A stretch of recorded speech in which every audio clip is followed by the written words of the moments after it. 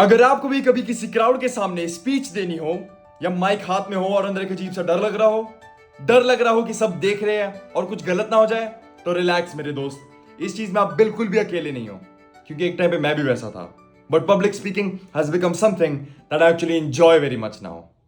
But ऐसा भी नहीं है कि मैं हमेशा से कॉन्फिडेंट था।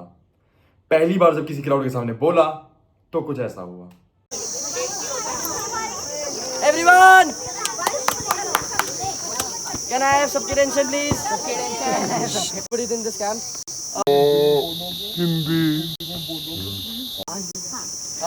ट्रिप वैसे 3 दिन के लिए थी, पर मैं सिर्फ 2 दिन के लिए था। पर 2 दिन भी 7200 के हिसाब से मेरे को इतना वर्थ इट लगा कि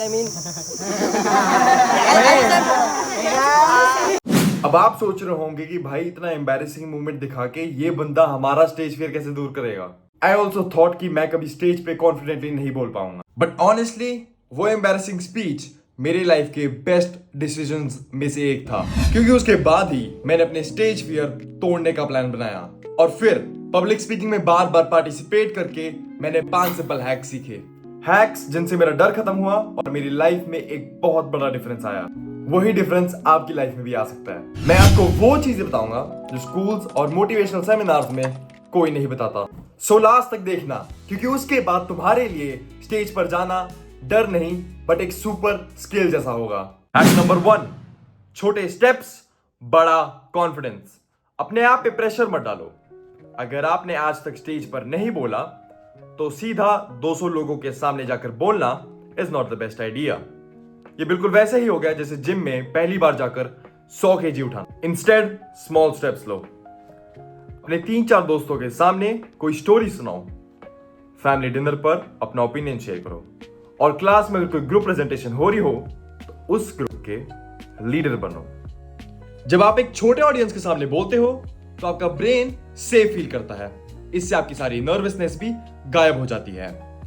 तो ऐसे ही धीरे धीरे ग्रेजुअली अपने ऑडियंस का साइज बढ़ाते जाओ। 5 से 10, 10 से 20 और एक दिन 200 लोग भी आपको बिल्कुल नॉर्मल लगेंगे। Hack number 2, MUNs and debates है कॉन्फिडेंस का असली जिम। अगर आप अभी एक स्कूल या कॉलेज स्टूडेंट हो, then participating in MUNs and debates is one of the best things that you can do for yourself. ये तुम्हारे माइंड एंड वॉइस कनेक्शन का जिम बनता है। हर राउंड एक वर्कआउट, हर स्पीच एक रैप। शुरू में तुम फंबल करोगे, मे बी कुछ लोग हंस भी देंगे, बट ऐसे ही एक्सपीरियंसेस तुम्हें रियल ग्रोथ देके जाएंगे।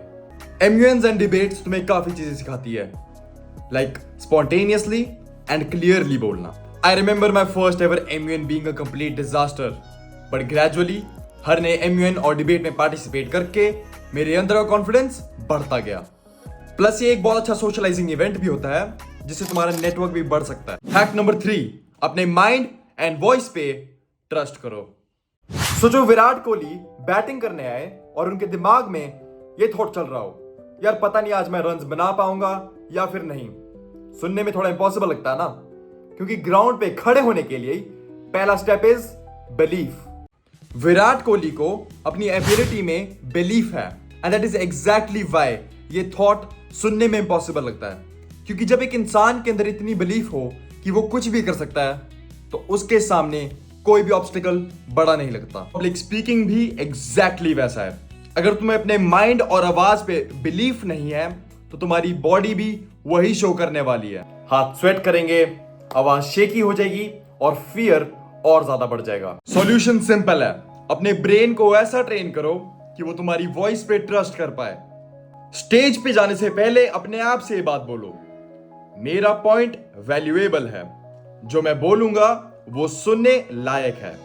ये एक छोटी सी लाइन तुम्हें इंस्टेंट कॉन्फिडेंस देती है।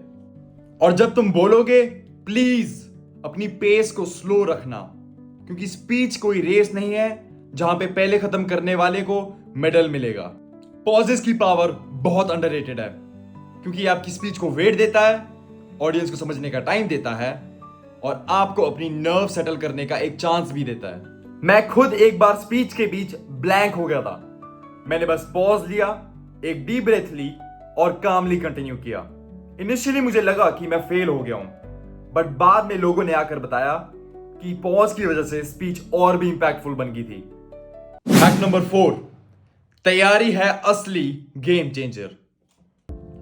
पब्लिक स्पीकिंग का डर बिल्कुल एग्जाम के डर जैसा ही होता है। अगर बिना प्रिपरेशन के स्टेज पे जाओ तो लगता है सब कुछ ब्लैंक हो जाएगा, बट अगर तुम्हारी तैयारी अच्छी हो, स्पीच लिखी हो, उसी स्पीच को बार बार रिवाइज किया हो, देन वो टेंशन एंड नर्वसनेस धीरे धीरे कॉन्फिडेंस में बिल्ड हो जाती है।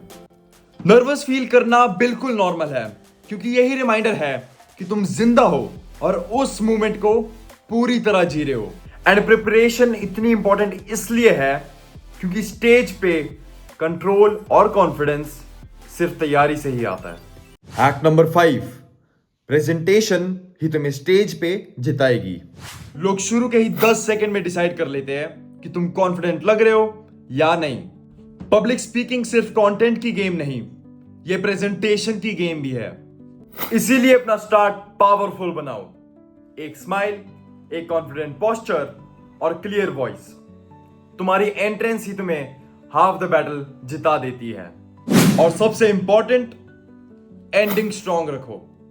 जब तुम अपनी स्पीच को एक इंपैक्टफुल लाइन या एक याद रहने वाली बात से क्लोज करते हो, इसका सीधा असर ऑडियंस के दिमाग पे पड़ता है और वो तुम्हें याद रखते हैं। जब तुम ये सारे हैक्स अप्लाई करोगे, देन तुम्हारा पब्लिक स्पीकिंग का फियर नेचुरली गायब हो जाएगा, क्योंकि उस टाइम पे तुम प्रिपेयर्ड होगे एंड तुम्हें सिचुएशन को हैंडल करना आ जाएगा। और याद रखना, स्टेज पे खड़े होकर बोलना सिर्फ एक स्किल नहीं, बट एक सुपर पावर है। तुम्हारी आवाज में वो ताकत है जो एक रूम की एनर्जी कंप्लीटली चेंज कर सकती है, जो तुम्हें अनफॉरगेटेबल बना देती है और जिसे तुम एक इंसान को इंस्पायर भी कर सकते हो।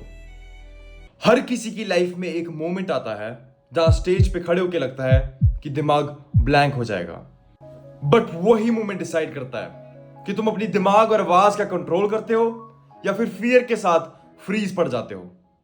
स्टेज पे सिर्फ तुम्हारी आवाज नहीं, बल्कि तुम्हारी एनर्जी और प्रेजेंस लोगों के दिमाग में रह जाती है। कॉन्फिडेंस, एनर्जी, प्रेजेंस, ये सब तुम्हारे अंदर है। तुम्हें बस इसे अनलॉक करना आना चाहिए। तो अगली बार स्टेज पे बोलने का चांस मिले, डर के पीछे मत छुपो, अपनी आवाज उठाओ, अपना ओपिनियन दो और देखो कैसे पूरा क्राउड तुम्हारे लिए तालियां बजाएगा। और याद रखना, स्टेज पे जीतने का मतलब है अपने अंदर के डर को हमेशा के लिए हराना। अगर इस वीडियो ने तुम्हें थोड़ा भी कॉन्फिडेंस दिया हो तो लाइक, शेयर एंड सब्सक्राइब करना मत भूलना। See you in the next one.